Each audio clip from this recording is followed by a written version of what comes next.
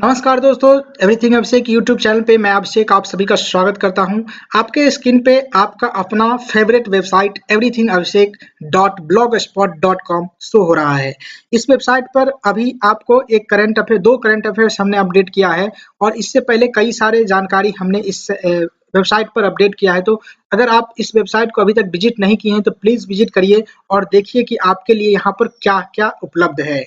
यहाँ पर जानेंगे आज इस वीडियो के माध्यम से कि हम राम मंदिर के बारे में जानेंगे। राम मंदिर से रिलेटेड जितने भी कंसेप्ट है, यानी राम मंदिर से रिलेटेड जितने भी करंट अफेयर्स है, उसको हम जानने वाले हैं इस वीडियो के अंतर्गत।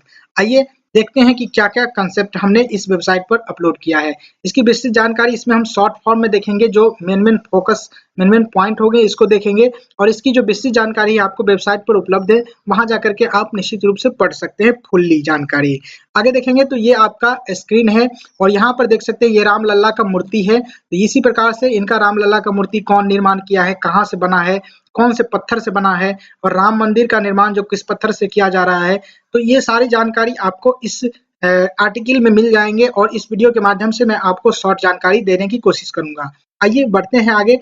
यहाँ पर देखेंगे तो राम मंदिर के बारे में जाने तो राम मंदिर भारत के उत्तर प्रदेश राज्य में स्थित अयोध्या नगर के मध्य वर्तमान में निर्माण किया जा रहा है और यह हिंदू धर्म के एक प्रमुख तीर्थ स्थल के रूप में माना जाता है। यहाँ परमात्मा श्री राम का जन्म हुआ था और इस मंदिर का निर्माण भारतीय इतिहास और संस्कृति के रूप में महत्वपूर्ण पहलू को प्रतिष्ठित करता है। यह जानकारी आपको होगा ही। इसके बारे में और जानकारी जाने तो राम मंदिर के इतिहास के बारे में जाने तो राम मंदिर का इतिहास बहुत प्राचीन रहा है।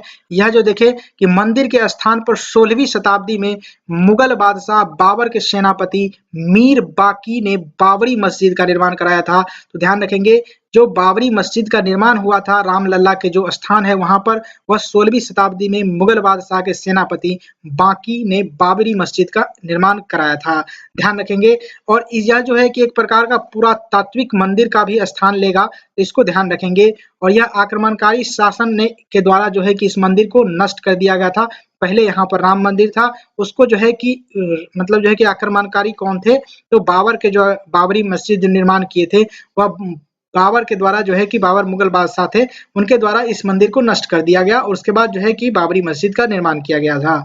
अगला जानकारी, राम मंदिर के निर्माण के लिए बहुत समय तक विवाद चला और 2019 में, ध्यान रखेंगे यह इंपोर्टेंट है, 2019 में सुप्रीम कोर्ट ने अयोध्या भूमि विवाद का फैसला सुनाया, जिसमें कि राम मंदिर के निर्माण हेतु अनुमति दे दी गई। ध्यान रखेंगे, जो राम लल्ला के मंदिर के निर्माण को लेकर के सुप्रीम कोर्ट ने 2019 में यह फैसला सुनाया, जो कि राम मंदिर के पक्ष में हुआ। उसके बाद देखें तो राम मंदिर के निर्माण भारतीय समाज एवं महत्वपूर्ण घटना के रूप में माना जाता है।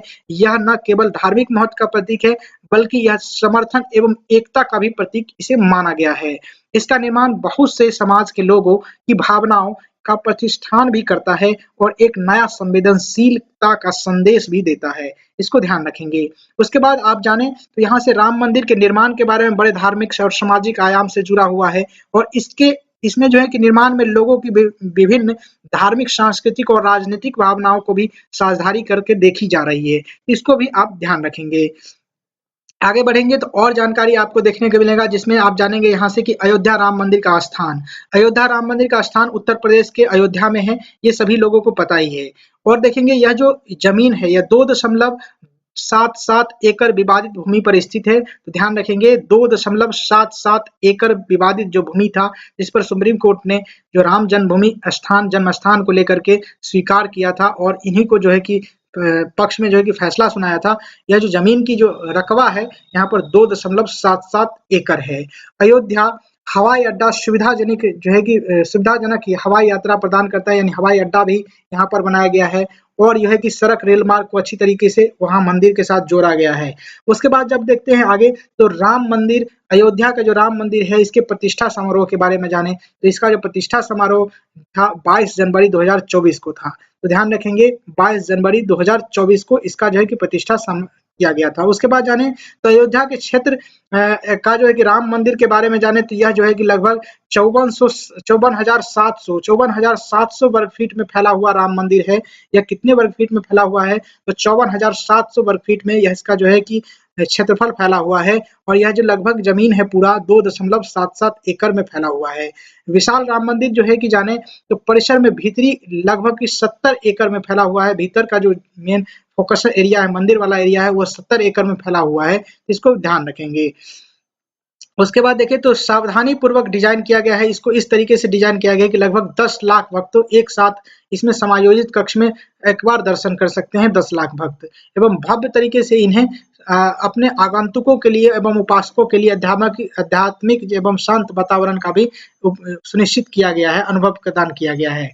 उसके बाद देखें तो यहाँ पर अयोध्या राम मंदिर की ऊंचाई के बारे में जाने तो इनकी ऊंचाई 360 फीट लंबा और 235 फीट चौड़ा, 360 फीट लंबा और 235 फीट चौड़ा और लगभग 161 फीट ऊंचा प्रभावशाली है। ध्यान रखेंगे, प्रभावशाली है, ध्यान रखेंगे। यह जो मंदिर की ऊंचाई है यह 360 फीट लंबा है और 235 फीट चौड़ा और इसकी ऊंचाई है मंदिर की वह 161 फीट है।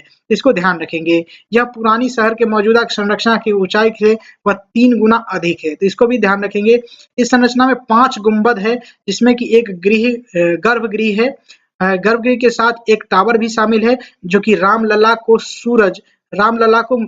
की जो मूर्ति है उस पर सूरज की रोशनी का अनुमति देता है। इसके बारे में जाने तो महत्वपूर्ण तथ्य यहाँ से आप जानेंगे कि 1528 से 1529 ईस्वी में बाबर ने बाबरी मस्जिद का निर्माण कराया था, 1528 से 1529 ईस्वी के बीच में। और 1850 के दशक में आप जाने तो सांप्रदायिक हिंसा शुरू हुई थी और जो है कि 1949 में राम की जो मूर्ति मिली और तनाव बढ़ गया। तो ध्यान रखेंगे यहाँ पर खुदाई की गई और 1949 से यहाँ पर राम मूर्ति मिली और 1949 में जब मिली उसी समय से यहाँ पर जो है कि दंगा और विवादास्पद हो गया। उसके बाद 1992 में जाए तो 1992 में जाएंगे तो बाबरी मस्जिद को ढहा दी गई और 1992 में बाबरी मस्जिद को ढहा दी गई। 1919 यानी 2019 की बात करें तो सुप्रीम कोर्ट ने अयोध्या जन्मस्थल घोषित किया था, यानी अयोध्या को जन्मस्थल राम जी का जन्मस्थल घोषित कर दिया और मंदिर के निर्माण के लिए जमीन को सौंप दिया सुप्रीम कोर्ट 2019 में।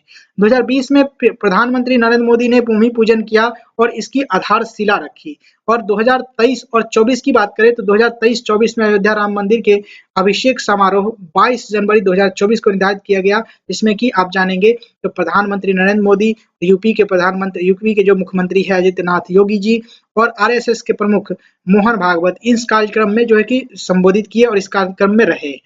आगे जानेंगे तो अयोध्या के राम मंदिर का निर्माण जानकारी के बारे में जाने यहाँ से तो बिल्डर्स के बारे में जाने तो प्रमुख ये मुख्य संरचना के रूप में लांडर्स एंड ट्रूबो। ध्यान रखेंगे ये इसका जो राम मंदिर का निर्माण करता है या मुख्य संरचना का निर्माण कौन करेंगे तो लार्सन एंड ट्रूबो। ध्यान रखेंगे लार्सन एंड ट्रूबो इसके बिल्डर्स हैं और संबंध सुविधाओं के लिए टाटा कंसल्टेंसी इंजीनियरिंग लिमिटेड के द्वारा यह जो मंदिर का निर्माण कराया जा रहा है। यहाँ पर देखें तो भवन निर्माण सामग्री के रूप में जाने तो नकाशीदार राजस्थान बंसी पहाड़पुर पत्थर। ध्यान रखेंगे नकाशीकार राजस्थान बंसी पहाड़पुर और पत्थर के रूप में जो है पत्थर इनका नाम है और जो कि सुंदरता और मजबूती के लिए जाना जाता है। तो ध्यान रखेंगे नकाशीदार जो राजस्थानी बंसी पहाड़पुर से जो है कि इनका जो है कि नकाशी किया गया है पत्थर को और जो कि सुंदरता एवं मजबूती के लिए जाना जाता है। आंतरिक भाग के बारे में जाने तो चंद्रकांत भाई सोमपुरा द्वारा डिजाइन किया गया है। चंद्रकांत भाई सोमपुरा द्वारा इसका जो है कि डिजाइन किया गया है और मंदिर के एक अष्टकोणीय आकार का गर्भगृह और एक गोलाकार संरचना परिधि भी इसमें शामिल है। अयोध्या राम मंदिर जीवन काल के बारे में जाने तो इनकी जीवन काल की जो अनुमान लगाया गया है 1000 वर्ष से अधिक तक यह जो है कि चलने वाला है। तो ध्यान रखेंगे इसको। और इसके बाद आप देखेंगे तो अयोध्या की रामलला की छवि के बारे में यहाँ पर जानने को मिलेगा और ये इनकी जो मूर्ति की ऊंचाई है वह 51 इंच देख सकते हैं 51 इंच ऊंची मूर्ति है और यह काले पत्थर से बनाई गई है और जिसमें कि भगवान राम के 5 वर्षीय रूप को दर्शाया गया है। यह 22 जनवरी को जो कि प्राण प्रतिष्ठा समारोह में पीले कपड़े से ढके रामलला के चेहरे का अनावरण किया गया था। और मैसूर के जो है कि अरुण योगी राज ने इस मूर्ति को बनाया है। मैसूर के अरुण योगी राज के द्वारा 51 फीट की ऊंची मूर्ति जो कि रामलला की मूर्ति है और काले पत्थर से इन्हें निर्माण किया गया है और यह जो है कि 5 वर्षीय राम भगवान के जो 5 वर्षीय स्वरूप को दर्शाया गया है इसमें और जो कमल के जो फूल हैं उस पर जो है कि इन्हें खड़े खड़े करके जो है कि इस प्रकार से मूर्ति का डिजाइन किया गया है कि इन्हें कमल फूल पर खड़ा आप देख सकते हैं। इनका जो प्रदान प्रतिष्ठा का जो कार्यक्रम था वह 16 जनवरी से शुरू हो गया था और इनका जो अंतिम अनुष्ठान अभिषेक वाला जो अनुष्ठान था वह 22 जनवरी को किया गया। प्रधानमंत्री इसके जो है कि नरेंद्र मोदी इनके जो मतलब जो है कि प्रमुख जो है कि बने थे, यानी कि प्रमुख अतिथि बने थे। इसके बारे में अब जानेंगे, जो लास्ट में यहाँ से जानेंगे कि 11 प्रमुख विशेषताएं के बारे में राम मंदिर से रिलेटेड। तो यहाँ पर आप जान सकते हैं कि राम मंदिर ट्रस्ट ने एक्स पर जानकारी दी है कि मंदिर परंपरागत नागर शैली में बनाया जाएगा। ध्यान रखेंगे, यह जो रामलला की जो मंदिर है वह नागर शैली में बनाया जाएगा। और मंदिर की लंबाई के बारे में जाने तो 380 फुट चौड़ा और 250 फुट जो है कि 250 फुट 380 फुट जो है कि यहाँ पर 20 फीट ऊंचा, जहाँ पर देख सकते हैं पूरब में इनकी जो लंबाई है 380 फुट रहेगी, चौड़ाई 250 फीट और 161 फीट इनकी ऊंचाई रहेगी। जहाँ पर इनके 3 मंजिला मंदिर और प्रत्येक मंजिल की जो ऊंचाई होगी वह 20 फुट रखे जाएंगे और कुल खंभों की संख्या आप जाने तो 392 रखे जाएंगे और 44 इसमें गेट है, यानी कि द्वार है।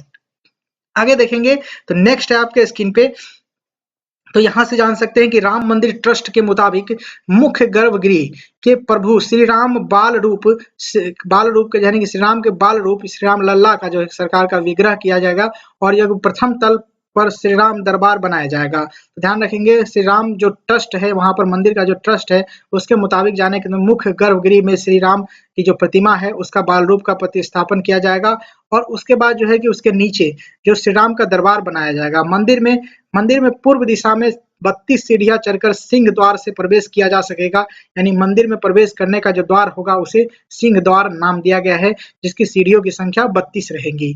मंदिर में 70 एकड़ क्षेत्र में 70% क्षेत्र हमेशा हरा भरा रहेगा। वहीं मंदिर में लोहे का उपयोग नहीं किया गया है, यह एक इम्पोर्टेंट है, ध्यान रखेंगे। एवं यह जो है कि न तो धरती के ऊपर कंक्रीट बिछाई गई है, इसको भी आप ध्यान रखेंगे। यह मंदिर के 5 मंडप बनाए गए हैं जिनके नाम इस प्रकार है, तो आप ध्यान रखेंगे 5 मंडप के जो नाम है वह नृत्य मंडप, रंग मंडप, सभा मंडप, प्रार्थना मंडप और कीर्तन मंडप होंगे, इनके नाम है।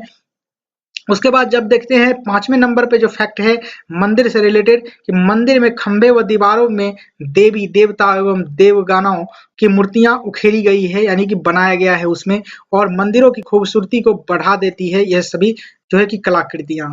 यहाँ दिग्गजनों के बारे में जाने तो यहाँ पे वृद्धों के लिए मंदिर में रैंप व लिफ्ट की भी व्यवस्था की गई है। और मंदिर के बारे में जाने तो मंदिर के चारों ओर आयताकार पर कोटा रहेगा, जो कि चारों दिशाओं में इसकी कुल लंबाई 732 मीटर तक की तथा की चौड़ाई 14 फीट और कोटा के चारों कोनों पर सूर्य देव, मां भगवती, गणपति एवं भगवान शिव की समर्पित 4 मंदिरों का निर्माण किया जाएगा। ध्यान रखेंगे, यह भी एक इम्पोर्टेंट थिंग है। उसके बाद जाने तो यहाँ से आपको देखने को मिलेगा मंदिर के समीप पौराणिक कला एवं सीता कूप विद्यमान रहेगा और मंदिर परिसर में प्रस्तावित अन्य मंदिर महर्षि वाल्मीकि, महर्षि वशिष्ठ, महर्षि विश्वामित्र, महर्षि अगस्त, निषाद राज, माता शबरी एवं ऋषि पत्नी देवी अहिल्या को जो है समर्पित होंगे। तो ध्यान रखेंगे इसमें जो अन्य मंदिर कौन कौन से बनेंगे, तो महर्षि वाल्मीकि, महर्षि वशिष्ठ, महर्षि विश्वामित्र, महर्षि अगस्त, निषाद राज, माता शबरी, ऋषि पत्नी देवी अहिल्या का भी मंदिर इसी परिसर में बनाने की बात कहा गया है। अगला देखेंगे तो दक्षिणी पश्चिम भाग में नवरत्न कुबेर टीला पर भगवान शिव के प्राचीन मंदिर का जीर्णोद्धार किया जाएगा और जो है कि यहाँ जटायु प्रतिमा की भी स्थापना किया जाएगा। तो प्रतिमा जो है कि जटायु का कहाँ पर स्थापित किया जाएगा, तो दक्षिण पश्चिम भाग में आप देखेंगे तो नवरत्न कुबेर टीला है, उस पर भगवान शिव की जो प्राचीन मंदिर है उसको जीर्णोद्धार करके, यानी उसका पुनर्निर्माण करके वहां पर जटायु की प्रतिमा को स्थापित किया जाएगा।